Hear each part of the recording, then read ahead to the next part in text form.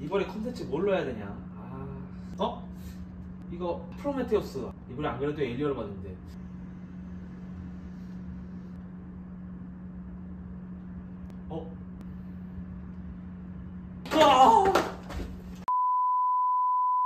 오늘 또 돌연종 토크 한번 해보려고 하는데요. 네, 제가 이번에 영화를 한 편을 보고 왔는데 친구가 혼자 보기 무섭다고 이 영화를 꼭 같이 보자 그러더라고요. 무슨 영화인데 이랬는데 이게 바로 이번에 나온 에일리언 노물로스. 개봉 직후는 아니어서 따끈따끈하진 않지만 조금 식은 미지그리한 소개 한번 해보려고 합니다. 시작하기 전에 이번에 친구 한 명을 또 모시려고 합니다. 색다른 친구를 좀 데려왔습니다. 야, 나와봐.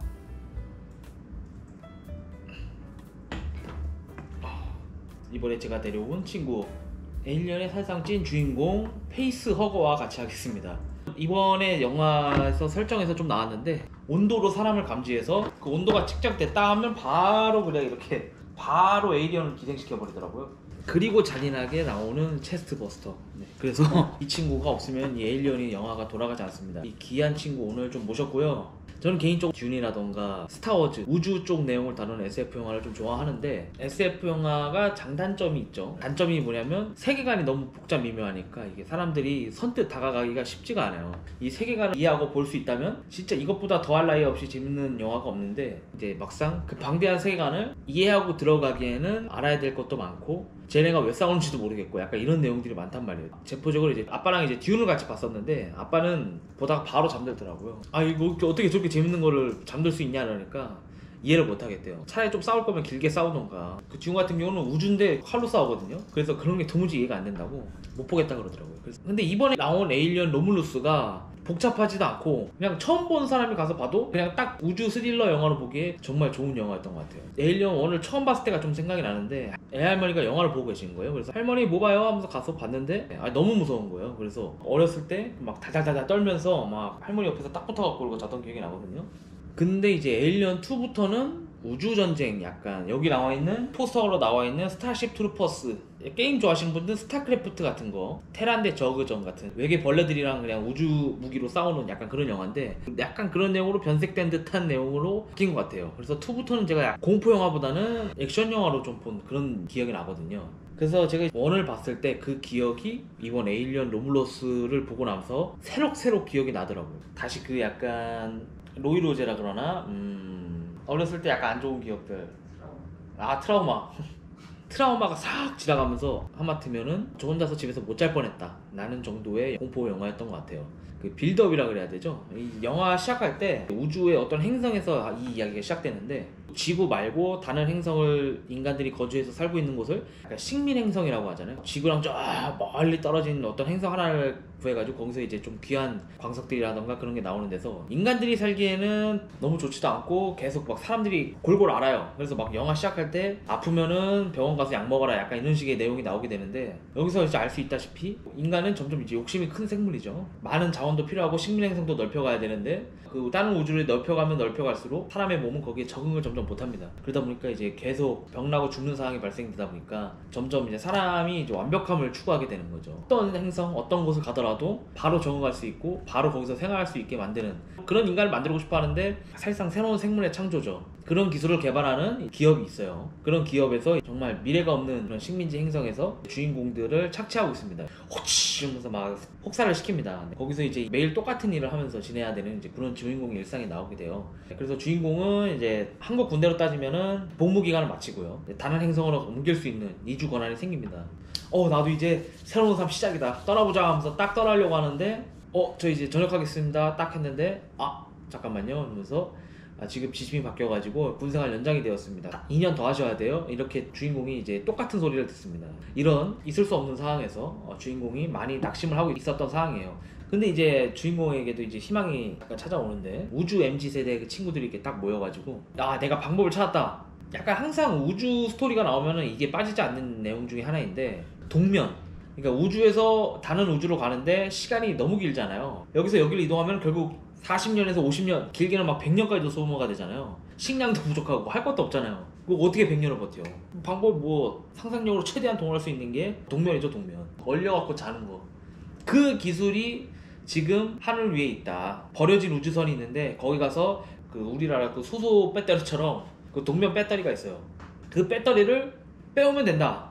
그런데 이제 주인공은 그냥 노동자인데 나를 왜 데리고 가? 이러니까 알고 보니까 이제 주인공 옆에 동생이 있습니다. 흑인 사이버그 로봇인데 이제 어떻게 그럴 수가 있지 했는데 알고 보니까 이 우주 세계관은 아까 말했다시피 우주를 돌아다니면서 생활하기엔 너무 척박하니까 사람이랑 똑같이 생긴 로봇을 만들게 되는데, 인조인간이랑 사람을 어떻게 구분하냐면 다쳤을 때 피 대신에 하얀색 국물이 흐릅니다. 그러면 인조인간이에요. 동생이 사람들한테 두들겨 맞으면서 하얀 피를 흘리게 돼요. 그래서 얘 로봇구나 라는 걸 이제 거기서 알 수 있는 거죠. 항상 이런 영화를 보면은 인간이 인조인간을 좋아하지는 않아요. 사람이랑 똑같이 생겼고 힘도 세고 노동력도 훨씬 좋고 안 다치고 안 늙고, 그러니까 뭐 산지가 필요 없는 거잖아요. 다치면 그냥 가 이렇게 되는 거니까 회사 입장에서 큰 메리트잖아요.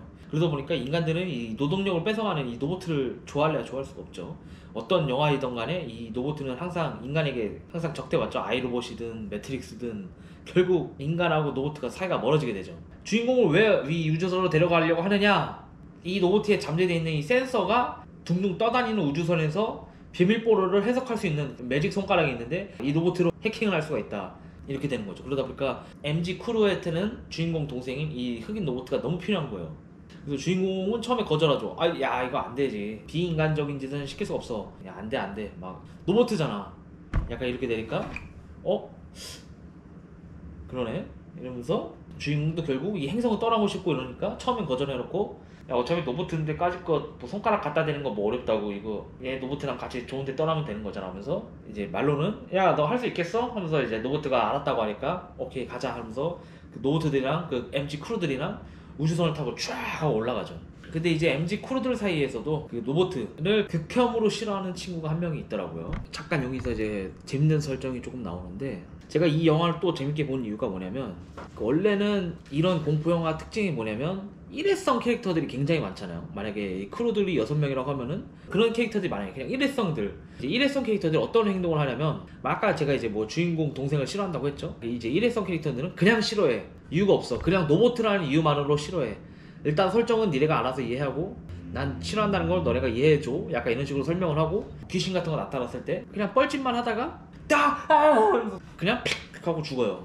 근데 이제 여기서 나온 애들은 이런 식의 소모품으로 쓰이진 않고, 이 친구가 나름 로보트를 싫어하는 이유가 있습니다. 여기서 이제 어떤 설정이 나오냐면 트롤리 딜레마라고, 기차 선로가 2개가 있는데 하나는 이제 3사람이 깔려있고 한쪽에는 막 5사람이 깔려있어요. 거기서 만약에 제가 그 기차 레버를 바꿀 수 있는 상황이 되었을 때 그 3명을 죽일 거냐 5명을 죽일 거냐 선택을 해야 되죠.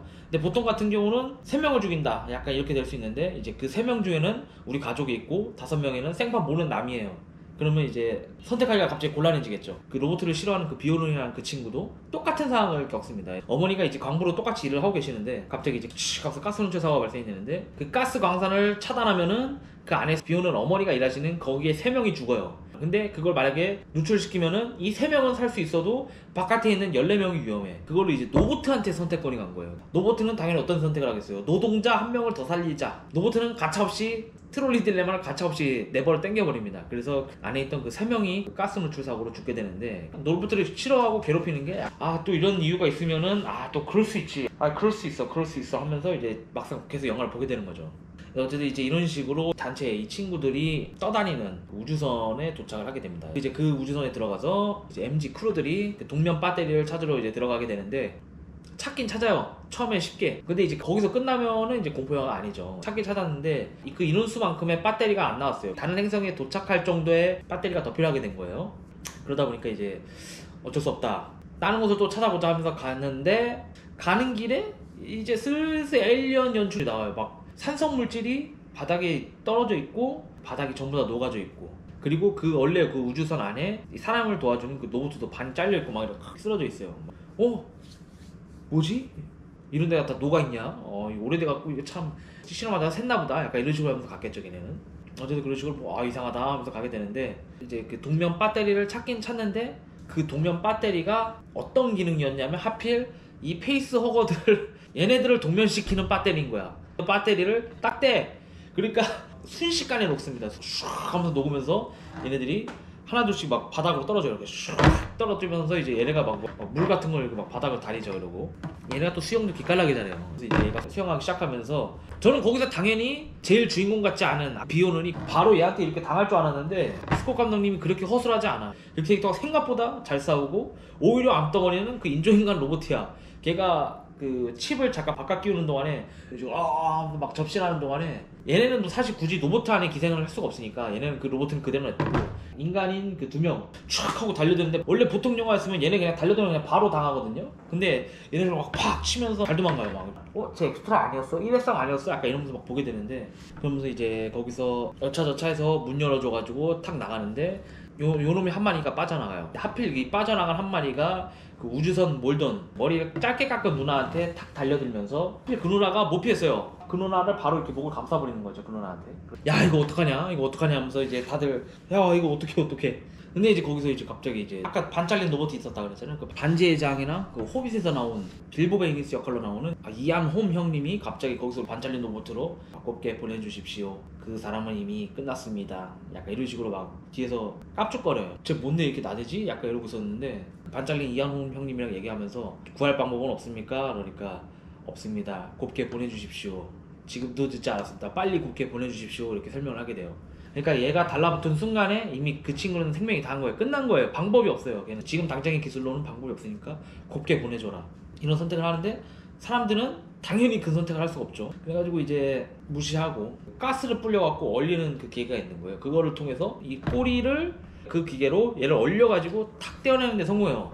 탁 떼어내는 순간에 또 막 하면서 막 일어나. 막 일어나니까 오 일어났네? 오 잘됐다. 야 이제 평화롭게 돌아가자 이러는데 잠깐만요. 당신은 아직 완벽한 게 아닙니다. 당신은 우주선에 돌아갈 수 없습니다. 이러고 인조인간이 딱 말리니까 인조인간 로봇을 괴롭혔던 그 비오른이라는 친구가 에일리언 숫자랑 가지고 야 지금이야 하면서 도망가.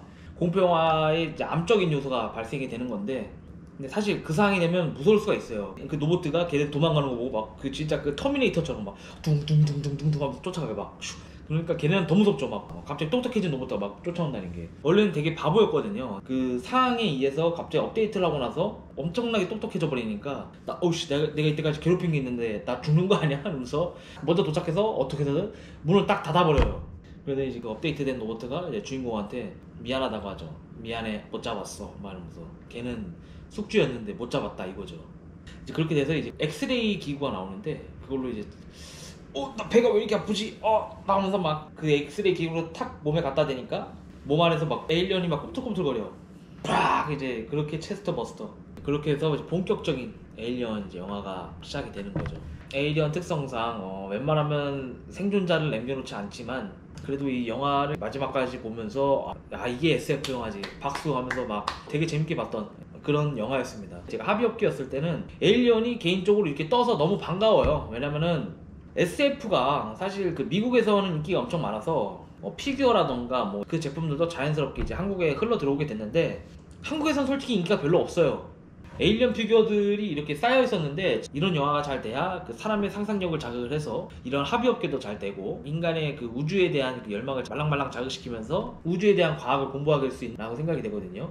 듄2, 그 다음에 에일리언 노물로스 이런 식으로 이제 계속 SF 영화가 조금씩 흥행을 하고 있지만 더 좋은 SF 영화가 나오길 바라면서 에일리언 노물로스 후기는 여기서 마치도록 하고 이 페이스허거 빨리 복면시켜야 되기 때문에 이제 이번 영상 여기서 마무리 짓도록 하겠습니다. 시청해주셔서 감사합니다. 유바! 지금 제 집에 이렇게 들어왔는데 놀라운 사실. 그걸 왜 때려잡아요? 때려 못 잡아. 개구리. 야 도망가기 전에 잡아. 절로 갔네? 허이 어디로 갔어? 여기 안으로. 나왔다. 우리 집에 개구리 손님이 들어왔어요. 초대받지 않는 손님이 들어왔습니다. 제가 이 친구 좀 놔줘야겠네. 야야 그거 먹는 거 아니야. 초대받지를 못해가지고 오늘 좀 돌아가야 될 것 같아. 안녕. 자 마지막 개구리에게 작별 인사하고 보내주도록 할게요. 그러면은 오늘 유튜브가 뽑아준 개구리에게 감사하고 오늘 촬영 잘 마무리했다는 뜻인 것 같아요. 조심히 개구리 보내주면서 영상 마무리 짓겠습니다. 잘가. 바이바이. 가 이제.